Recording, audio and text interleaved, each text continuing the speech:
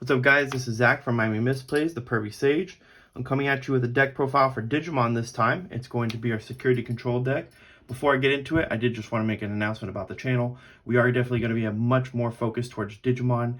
My entire team plays Digimon, and My Hero Academia is not seeing the scene that I was hoping it would grow into.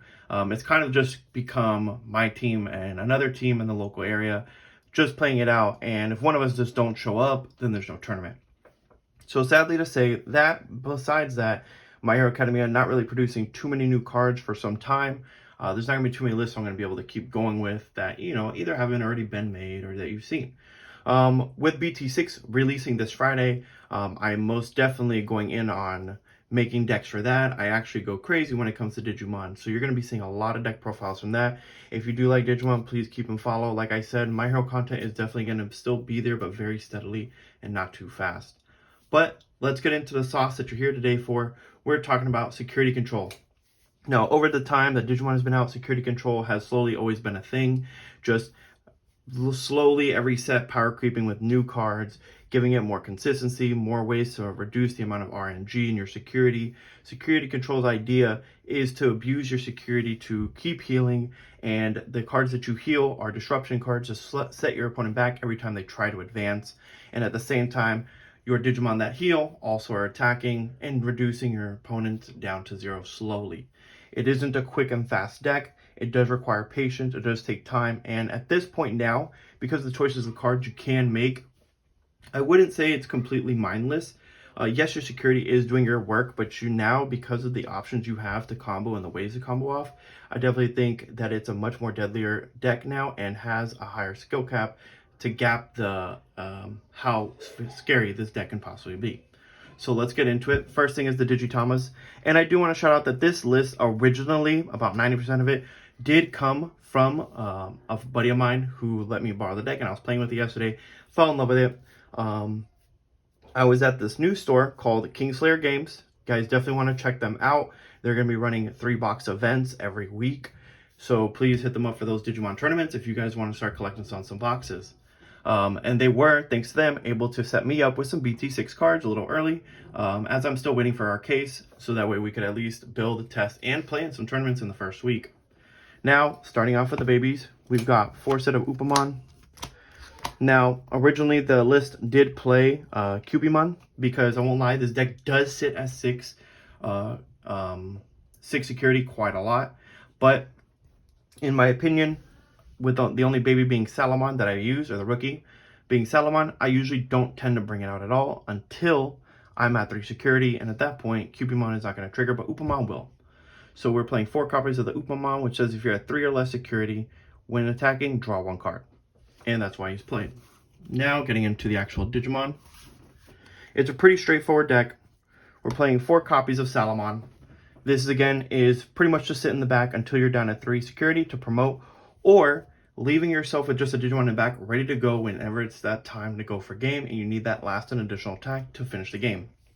Right now, with Gabu Bond coming out and the Rattler Star coming out, and Rattler Star requiring 3 Digimon to be able to bottom deck anything, it's nice to be able to sit at 2 in the front and have this guy in the back just sitting there. So you do technically have 3 Digimon, but you don't have it out there for their effects to go off and trigger. Other than that, on its destruction, it does recover 1 security once you're at 3 or fewer, again, comboing off with the Upamon. We've got 3 copies of Lucemon. Now, Lucemon is something that says when on play, gain or recover 1 security, and it doesn't have a limitation, so you can put yourself at 6, 7, or 8 with this card. It is a 13 cost, but once you do have 10 cards in your discard, it does reduce its cost by 8, making it only a 5 cost to play. So it's not the worst thing, because again, you are playing a lot of high cost cards, so you averagely give your opponent between 3 to 4 or 5 memory on their turn.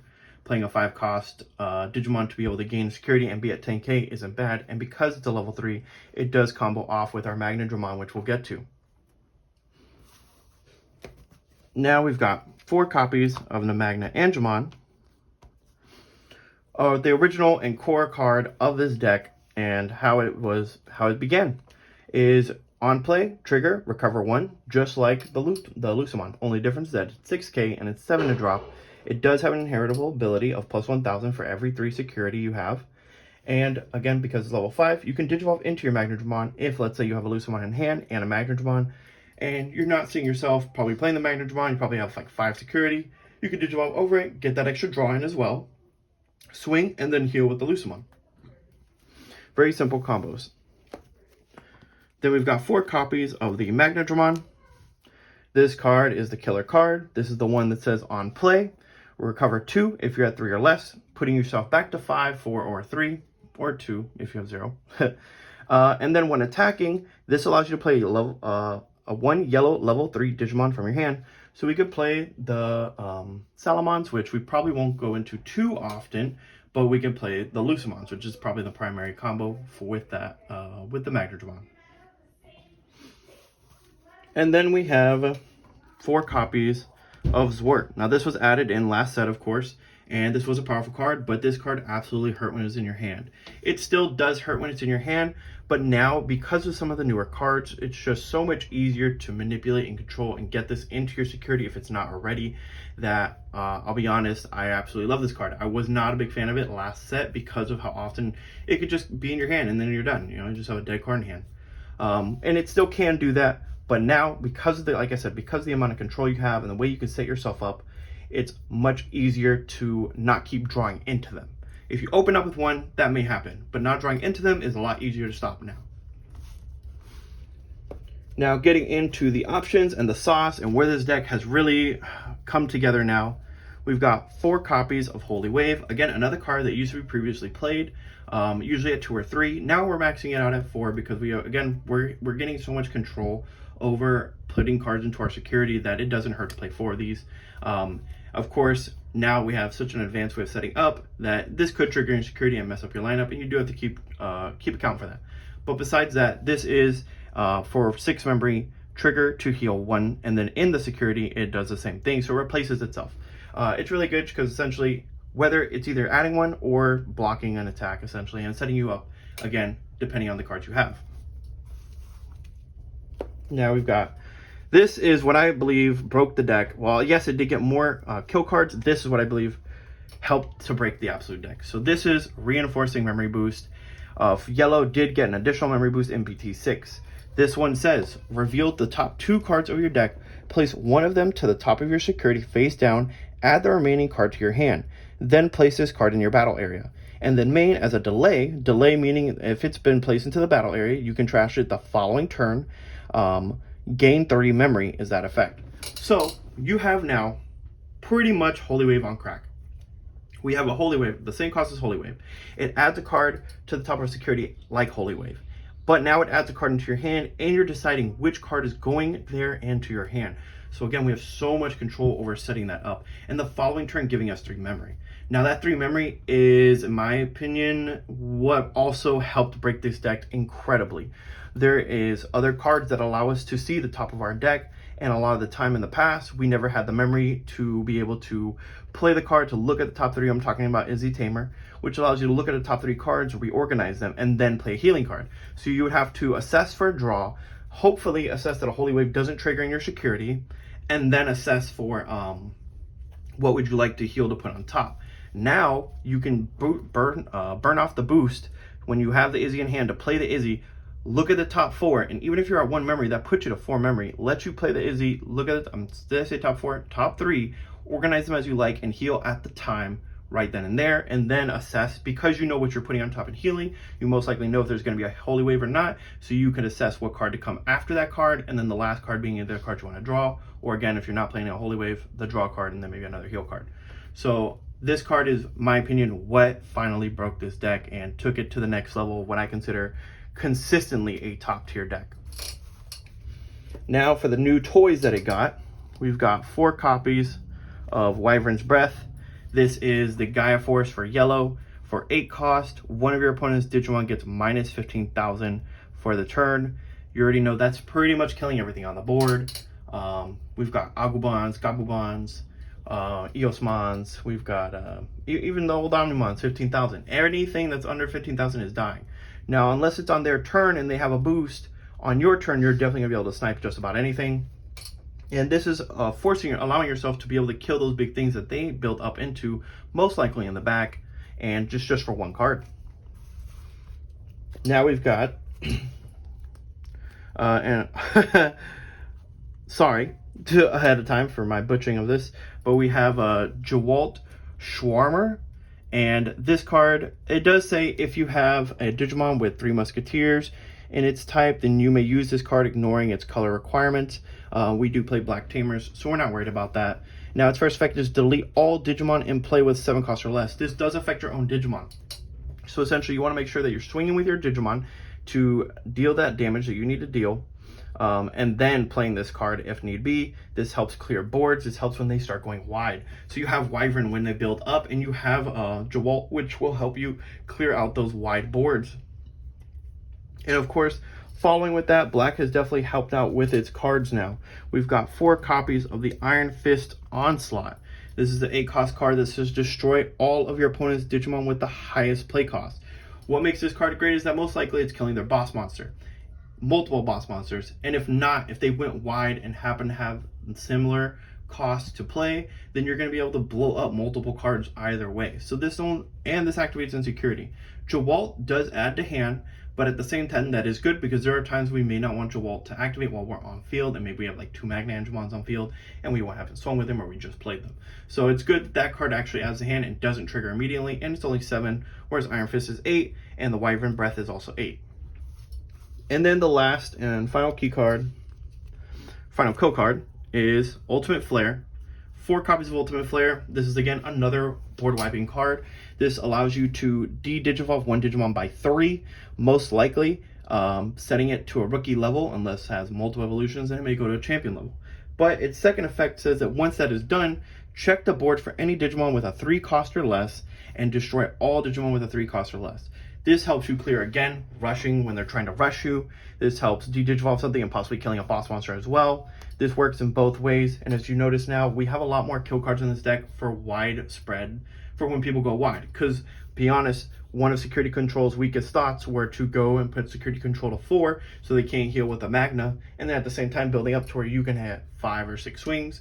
Now we have multiple board wiping cards besides just Ultimate Flare. Ultimate Flare was in the old set, but now with the Iron Fisted Onslaught and with the Jawalt, we are going to be able to help protect ourselves from those board wipes. Well, from them clearing us and being able to board wipe them. And then we get into the Tamers.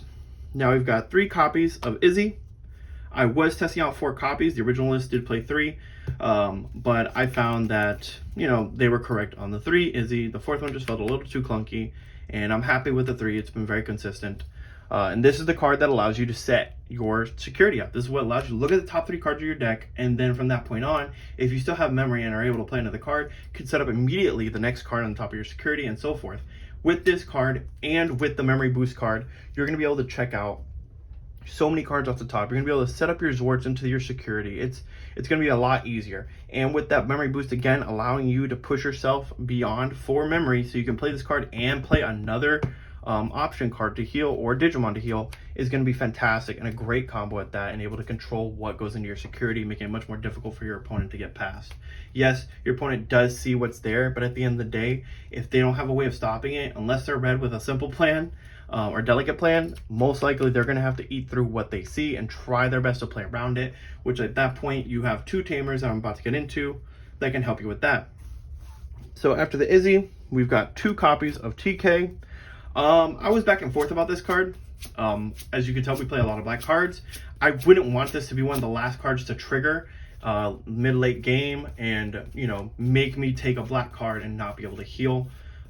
We are only playing 2 though, because I have found this card though to be just as strong. And again, we do end up setting things into our security. If I plan to have a TK or have a TK in hand or something set up on the top of my deck, which I have done, where I've played an Izzy, set up the top 3, and then right after that played a TK, and been able to take a yellow out of the security that I didn't want there and then put something else in.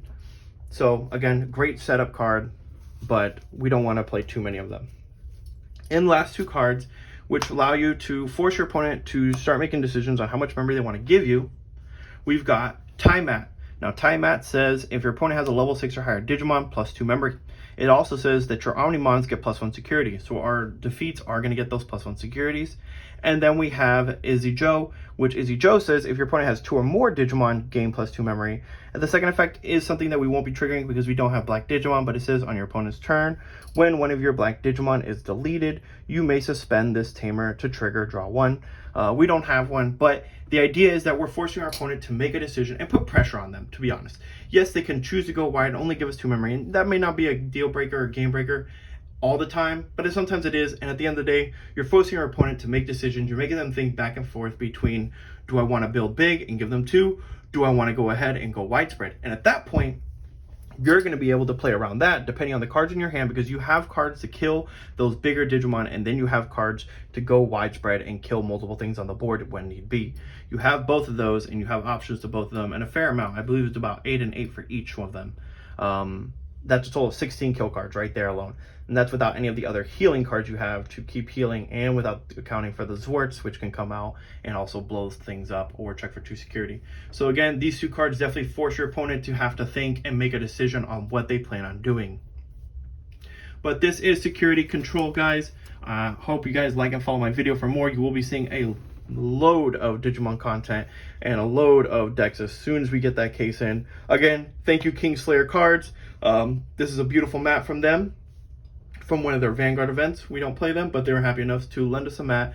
We do want to rep them out. Kingslayer Cards did help us out when it comes to getting the BT-06 cards. They are a brand new store opening up in Miami, Florida. They are going to be running three box tournaments starting off every week, and we'll get back to you more about them. But again, thank you guys for giving us a like and follow, and we'll see you next time.